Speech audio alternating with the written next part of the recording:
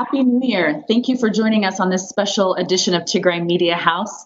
My name is Maliti Brahana Mescal, and we have an incredible guest today, Mr. Martin Plaut, who was the former Africa editor with the BBC News and is now a research fellow with the University of London. Thank you, Mr. Plaut, for joining us today.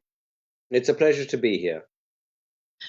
So today is the 59th day since the Ethiopian government began war with the state of Tigray. Here are the facts. We know that there are more than 2 million children who do not have access to food, water, and have been displaced either internally or as refugees in Sudan. We know that there are more than 100,000 Eritrean refugees who fled the tyrant in their country and are now at risk of being repatriated, we hear, by force, which for Isaias Afewerki means death for these people. We know that there are a number of war crimes, alleged war crimes, including the targeting of civilians, both in airstrikes and on the ground, particularly by Eritrean troops. We know that there are reports of people who sheltered in churches who were attacked. We hear now that there is potentially chemical weapons are being used. We know that there is looting, burning, destruction of private and public industry throughout Tigray. Just to name a few places, Tigrai University, Addis Ababa Pharmaceuticals, the Wolkite Sugar Factory, the Zenith Hair Oil. I mean, the list goes on and on of the destruction within the state of Tigray. We've even heard that UNESCO sites have been targeted, which is really troubling. And we hear that ancient texts and artifacts have been looted by the Eritreans. You know, Tigray is home to much of the deep history that Ethiopia boasts about. We also hear reports of massacres that have occurred not just in Maikadra, but throughout all of Tigray. In Aksum, Adwa, Shura, Chachar, Humara, so many different locations. So, Mr. Plaut, what is your take on what's happening, the political situation within Ethiopia? Because this is not just isolated to Tigray. We know that there are several states throughout the country of Ethiopia that are in turmoil right now, be it the arrest of political prisoners, like various massacres and killings in Wallega, in Kimat, in Gumuz. It feels like Ethiopia took one step forward and 10 steps back. What is your take on what's happening? I mean, there's a lot to pick through there. The one thing that appears to be clear is that Prime Minister Abiy's project appears to be going very badly wrong. As you said, he launched the war in Tigray saying that this was no more than effectively a policing operation, that it'd be over in a matter of days. And that clearly has not been the case in any shape, way, or form. I mean, the displacement is enormous, as you say. The level of fighting is very high, as far as one can tell. The displacement of people not just within Tigray but across the border into Sudan is really, really worrying. But as you say, this is not just something centered on Tigray, and one has to, in a sense, go back to what was the Prime Minister's agenda. And it's possible, and it's difficult to say exactly what it was, because he is somebody who came up through the security services.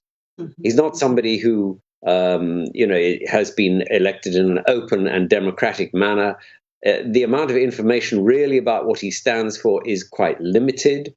And, his project of reconstructing the Ethiopian state so that it is much more centralized, in a sense, really came up against one of the major problems, which, as I'm sure you're very well aware, which dates back to the 19th century.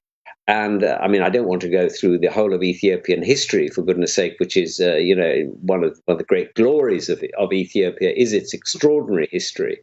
But I don't want to go back through all that. But you look at the way in which the empire was expanded at the end of the 19th century, and the areas that it took over, the way in which the Somalis, the Oromo, and the other southern peoples were incorporated by force into the empire. And I'm sure that you remember much better than I do the way in which particularly the Oromo were treated, and they were termed for a long time the Gala, and which is hardly shall we say, a positive way of referring to anybody. I have photographs of merchants in 1930s bringing tribute to the emperor, and it was being carried by Oromo slaves. And slavery still existed at that time, and I think that, in a sense, that whole period set the tone for the state of Ethiopia, and the whole project that comes about after 1991, which had many flaws, in a sense, was to try and unpick that. And it seems to me that Prime Minister Abiy is trying to reconstruct what there once was. Well, and I'm so glad that you actually brought that up at this point, because Abiy arguably rode in on the backs of Oromo youth, right? And the protest movement that they largely led against EPRDF. But it seems that everything he's doing counters what their requests were. Is that what you're saying? And how does he reconcile that now? Because it does seem like he's actually lost support among those, that part of the population, let alone Tigray. But it seems like he's lost support among that population of the Oromo youth, and instead is sort of riding on the backs of these predominantly, I would say, Amara nationalists. Yeah, exactly. I think that is exactly what appears to be happening. And, it is, of course, that has also driven him into a particularly difficult position. After all, if you've lost your own ethnic group, and as you say, particularly the youth amongst them, there may be some people who still support him amongst the Romos, I don't know. But if you've lost the majority support, then where can he turn to? And the Amhara militia that are now clearly deeply involved in the fighting. In the sense that they're one of the three pillars of this war. One is them, the other one is the federal forces, and the third are the Eritreans. And they've each fought on a different front, although cooperating with each other. And that has, in a sense, meant that those are the people that he has to rely upon. And, I wonder if I was shall we say, a Somali mother or father looking at the war in Tigray, thinking to myself, last time there was a war in Tigray, people fought for, what was it, nearly 2 decades. Do I really want to send my son or daughter up to the mountains that I've never seen, never been to, and let them come back in a body bag? That doesn't sound like a particularly attractive prospect. So in a sense, you then get a situation where he has to rely on those three elements. And I wonder how long that alliance will hold. I do want to jump into the Eritrean factor. But first, can we just dispel this whole thing about, the war started because a northern base was attacked? I think it's pretty clear that there had been a low-grade aggression, happening for years prior to November 3rd. So can you just dispel that for a minute? Because I think there's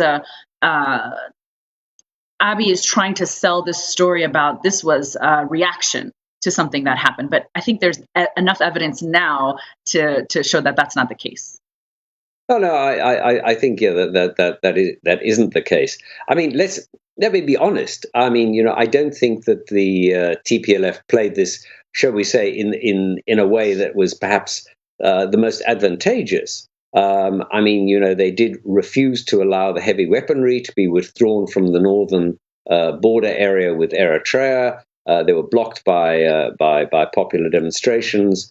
And then when the general was sent into the Northern Command, he was put on a plane and told to go home. That's apart from the whole issue of the election, which the Tigray insisted on holding, and as far as I can tell, was a completely well-run affair. I'm not criticizing the election, but these were all issues which were guaranteed to get up the nose of Abiy and anybody in the center. In a sense, it challenged the authority of the Ethiopian state. I'm not trying to say that right was entirely on one side or the other, But the idea that this simply came about because of one act on the in the beginning of November is clearly nonsense. And I mean, I was speaking to some young Tigrayans who escaped that night, and there were hundreds of Ethiopian commandos who were flown into Mekelle, and there was an attempt to, as far as I can tell, and I mean, this needs to be researched more carefully, an attempt to take out the Tigrayan leadership. I think that is what happened. I cannot be certain, but that it appears to me that that was what happened, and everything flows from that action. Well, and that makes sense. We saw that happen in the Somali region not too long ago, so I wouldn't be surprised. But again, because of the lack of access, we can't confirm a lot of this. Let's just delve into the Eritrean factor, though, because that is a big part of this. And it seems like the only person who doesn't know or is pretending not to know that there are Eritrean troops on the ground in Tigray who are committing a lot of these atrocities is Abiy himself. Because he continues to deny it, even though we have now satellite imagery that's confirmed their presence. There was a great story in the New York Times about, with all of that imagery and showing what they see. The people themselves who are able to get out and tell the stories are specifically identifying Eritreans as the people who perpetrated against them, be it looting, burning, raping, killing. They're very clear about who did this. What do you make of that? Why is the international world pretending that this is not the emergency that it is? Well, I mean, I don't think that they are, and to be fair to the United States and the UK in particular, the UK off the record and the US on the record now has effectively said that although they doubted the presence of the Eritreans in the beginning, they now accept that they are involved. And while they haven't really, gone big on it, I mean, you can find that on the record now, and that is a complete change in the position of the United States at a time, of course, when the entire U.S. administration is in flux because of the election. But I think we have to go back to the Eritrea question itself. I think that one of the things one has to look at is what exactly happened after the signing of the peace agreement and how that peace agreement took place. Because there are two elements to that are both interesting. The first is that the United States was clearly very much involved in the peace agreement between Abiy and Isaias. A lot of the negotiations took place in Washington, and they were very much pushing the two parties together. Once that was successful, I think that it was really a move by Abiy. Listen, and this is speculative, but I think it was a move by Abiy to suddenly see the world in a different way. And he suddenly saw that he really, from his point of view and from the point of view of President Isaias, it was Tigray that was the issue. And it was the Tigrayan leadership that he wanted to eliminate at all costs. And the President Isaias has, for going back to the 1970s and the offensive, I think it was the Red Star offensive, in which the Tigrayan, the TPLF troops were involved against the wishes of the TPLF. These were volunteers who were being trained, and many of them died in the defense of Nakfa. And ever since then, there's been this deep rift between the TPLF and the EPLF.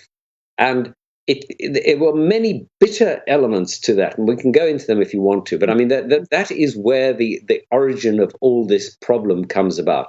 And it essentially comes down to one simple issue. Who is the major player in the Horn? Isaias, despite the fact that he comes from a country which has only, 3 or 4 million people, and is tiny by comparison with Ethiopia, has always seen himself as the major player. And not surprisingly, Ethiopians are a little bemused by this idea, since, clearly he is not. But he has been extraordinarily able to manipulate things down the years, and whether it was by, shall we say, supporting and assisting and funding and and giving weapons to Al-Shabaab or other movements in the Horn of Africa. He has managed to manipulate this for a long, long time, very successfully. And when this alliance was formed between Abiy and Isaias, it then worked really well. There are 9 recorded instances of bilateral meetings between the two, and the last 2 were in each other's military bases. And I think that tells you a heck of a lot about what they were planning. One was in the Air Force base in Ethiopia. The other one was at Sawa, at the military base at which all Eritreans are trained. And that told you this was right on the agenda way before anything happened in the Northern Command. You know, what's interesting about that is, well, number one, we've never seen the details of that peace agreement. So we don't, in terms of Ethiopians and the world in general, we don't know what was negotiated in that agreement. I think that's crucial and important to point out. The other thing is, Eritrea is the North Korea of Africa. We know that Isaias is a pariah and thrives on the conflict in the Horn of Africa. Why was the U.S. pushing for a normalization to normalize the relationship with Eritrea? What was the motive there? And what does Isaias gain other than maybe personal enjoyment with destroying the state of Tigray? Well, there's 2 very different questions, so let's treat them separately. I think for the United States, they have really one issue, which is, and always has been, the issue of strategic stability within the Horn of Africa, partly because of its strategic location on the Red Sea and opposite Saudi Arabia. And they are really, really keen to prevent Islamism of the kind of Al-Shabaab, Al-Qaeda getting a hold in the area. And to that end, the dispute between Eritrea and Ethiopia, which after all went back to the 1998-2000 border war, if not earlier, was just an irritant and something that was getting in the way of 2 of their strategic partners working together for the stability of the Horn. So there was a lot to be achieved if they could get rid of this. And there wasn't much really between the 2 of them, for goodness sake. So why not get it out of the way? And they worked hard to make that happen. And they were successful. So I think that explains their position. Sorry, the second question you asked me was? What does Isaias have to gain by the destruction of Tigray, other than personal fulfillment? Well, do not underestimate that. I mean, he absolutely loathes the Tigrayan leadership. And it goes back to these events that happened in the 1970s, 1980s. They had very different views on how to see the world. I mean, let's not forget that TPLF at one time was not only Maoist, but pro-Albania. The Meles took that position, and somebody I spoke to on a number of occasions. He was one of the most brilliant men I ever came across, but I must say I never quite understood that point of view. And then Isaias, who was always realized that he had to keep the big powers on side, because at the end of the day he needed to get through the Security Council the idea of independent Eritrea. It had to have a United Nations endorsement, and if the Americans or the Chinese or anyone blocked it, then he would be in real trouble. And for those reasons, he always, although after all the vast quantities of military aid was going into Addis Ababa during the war first against the Somalis and then against the Eritreans, he always tried to keep his lines open to the Soviets, which was frankly a good idea. And while as the TPLF didn't take that position, there were also questions of whether you should hold territory or whether you should fight a guerrilla campaign. There were questions of the rights of nationalities to in self-government and independence. All of these questions were really difficult ones for the two movements to resolve. And in the end, they did not. And for that reason, and because the Tigrayans were not prepared to, frankly, shall we say, bow down before Isaias and the EPLF, he hated them. Mm-hmm. So what happens now in relation to Eritrea? Now we know, and various governments are saying the Eritreans are there. They're asking them to leave. We know this is not happening yet. We know they're still there. So what now? Do you go back to isolating Eritrea? Do you re-sanction the country again? I mean, what tools do we have now? What do you expect, and what have you seen happening to force the Eritreans out of Ethiopia? Because the Ethiopian government's not going to do it. They say he's not there. They say they're not there. So what do you see happening in response to this now on a global level, if anything? Well, first of all, I don't have a crystal ball, so I have no idea what the future is going to be. I mean, we can only look at trends. And I think there's one interesting point which people tend to ignore. I don't know if you remember, but the French, when they visited Ethiopia and when there were bilateral relations, they promised to restore the Ethiopian Navy. And they didn't mean on Lake Tana. So where were you going to have that Navy? And really, I think that gave you an indication that there were already discussions going on about the use of Eritrean ports of Assab and Massawa, which, after all, in the imperial days, were exactly where the Ethiopian Navy was.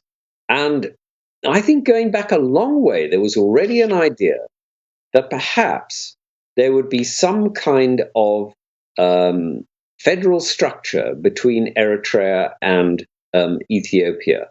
And perhaps that is one of the ideas that was kind of underlying the whole of the relationship and the peace agreement, as you say, which has never been published. We've never seen any of the details. We don't know what is being discussed. But there's also the issue of the phosphates, which straddle the border. And there is the plan by Dankalia, the Australian and Chinese company, to mine those phosphates, which have a 200-year life. And it's in the Afar region, but it is in both Eritrea and in Ethiopia. And it would make much more sense to work it on both sides of the border. So there are a lot of issues there where you can see that the countries could work together. And from President Isaias's point of view, if the Tigrayans were no longer the thorn in his flesh, well, why not have some kind of federal structure? And the brackets in all of that is with President Isaias pulling the strings. How this is a guess, huh? Yeah, None of this can be absolutely nailed down because, as you say, if you're dealing with one of the states being as so untransparent as North Korea, well, it's tough. How are the other leaders in the Horn of Africa responding? We know that there are some border issues with Sudan. We know that the prime minister came into Addis and allegedly left within a few hours. So you can only assume that it was a contentious meeting. Not allegedly, he did. Yes, right. So how is Sudan, what role is Sudan playing in this now? And how does that impact, Abiy's operation in Ethiopia? Well, the Sudanese are the key to in a sense, to this whole conflict. I traveled through Sudan into Eritrea, and I knew Eritrea a lot better than I did Tigray or Ethiopia in the 1980s when I went. I went twice during the war from Port Sudan into Eritrea and saw what the Eritreans were capable of doing, and I went right up to. I remember looking down at Keren when it was under Ethiopian control, and the heavy artillery was firing up at trenches that we were in.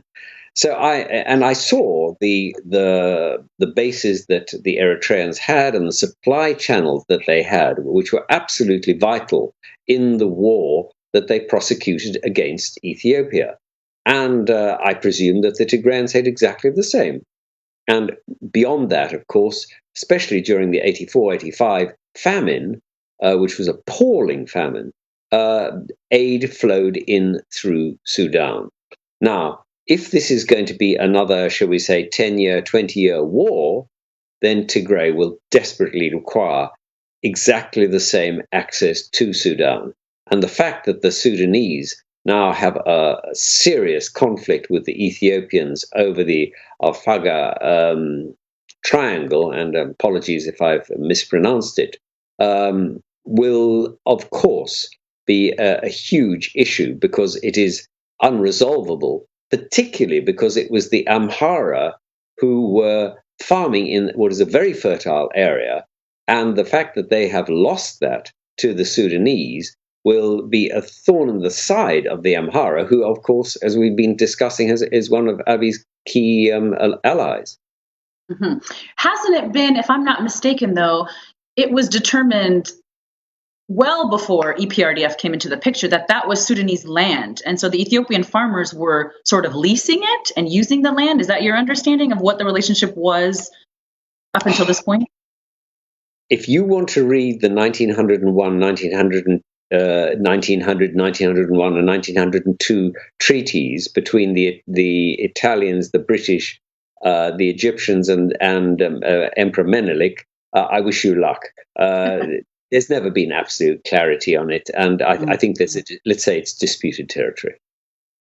So I want to go to Egypt in a second, but so do you see Sudan and Ethiopia having an adversarial relationship at this point, or how would you describe their relationship? Yeah, absolutely. Clearly, I mean, the Ethiopian army just has been pushed out of. Well, they were pulled out of the area to go and fight in Tigray, and the Sudanese have now put their own military in it. They now have taken the area, which was, as you say, for many years under Amhara farmers, and was controlled by the Ethiopian military and by militia. Well, it's changed hands, and the Ethiopian state is not going to be happy about it. I mean, how far that's going to go, we'll let's see. Right, and then add Egypt to that equation. We know that Egypt is backing Sudan at this point, which is going to be real interesting, especially related to the dam. Exactly, and you might even ask yourself this question. Is the land on which the dam is built unequivocally Ethiopian? Mm. Mm. Mm. To which I have no answer, but I merely raise it as a question. Mm-hmm. Mm-hmm. Tell me about what else is happening with, I know there are issues in South Sudan now. I think it seems like the Ethiopian federal forces are spread pretty thin right now, fighting battles all over the country, and also trying to lead, peacekeeping efforts in different places where they recalled their the Tigrayans who were a part of that. How is this impacting, say, South Sudan, Kenya? There was an IGAD summit where supposedly President Uhuru called Abiy childish. I don't know if that was true or not. I don't know if you heard that. But how is this impacting the other nations? Well, clearly it is disrupting them. I mean, listen, I wasn't at the Djibouti summit, so I've no idea what really took place. But clearly it wasn't a happy summit. I think the more difficult issue to ask about is really Somalia, because the President Farmajo is in a very weak position now. And there were even suggestions that Eritrean forces might be sent into Somalia to prop him up. Now, it doesn't appear to have happened so far, but it's not inconceivable. And the difficulty for both Addis Ababa and Asmara is that they are both now very stretched.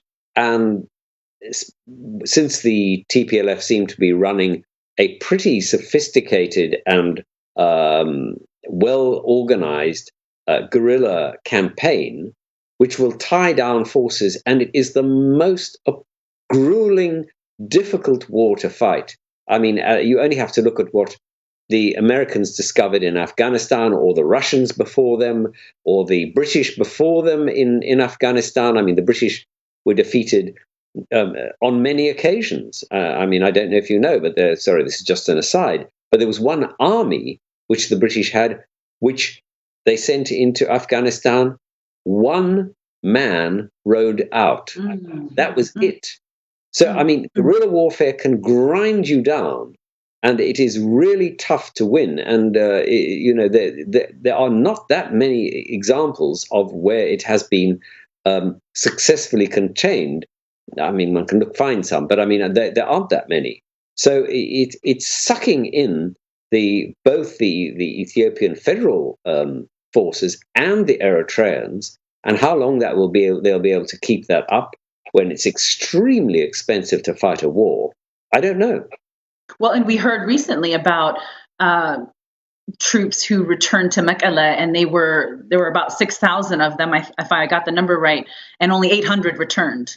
So that's a devastating scenario. It's possible. I mean, if only there was accurate reportage. But I mean, I think the fact that the media, even local media, are frankly not being they're not even being embedded. I mean, if you look at what happened in the Iran-Iraq war, the US-Iraq war, there were at least embedded journalists who were allowed to go in with the frontline troops, the American troops. And, they did send out, all right, they were from one side, but and therefore limited, but they could at least say what was going on. The fact that there have been no local or international journalists allowed into Tigray, apart from the one Belgian who got in, and I think the Ethiopians must have been absolutely horrified by his reports, because, of course, they showed exactly what they didn't want shown, tells you that they are desperately trying to clear up the situation and make it, shall we say, presentable. So why do you think the AU and IGAD have been so paralyzed in having a response to this? I want to kind of bring it back to Tigray and the people, because I think that's the big issue right now, is that there is no humanitarian corridor.